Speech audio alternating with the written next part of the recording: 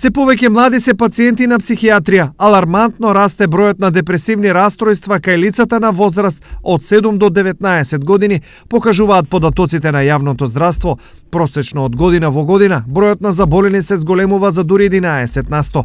Токму ваквите нарушувања се една од 10 најчести болести кои ги зафаќаат младите во државата, а конкретно депресијата се појавува кај се помлада група лица. Бројките се зголемуваат и депресијата конкретно, бидејќи ме прашавте како една состојба расстройство е присутно и кај најмладата популација. Владе митот дека од депресија може да страдаат само возрастните, но тоа не е точно. Депресија е присутна и кај најмладите групи, дури може да биде присутна и кај деца и оваа состојба мора да се детектира рано.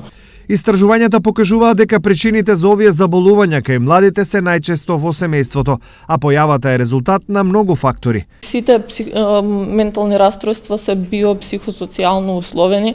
Не можеме да кажеме точно како што ги предизвикува.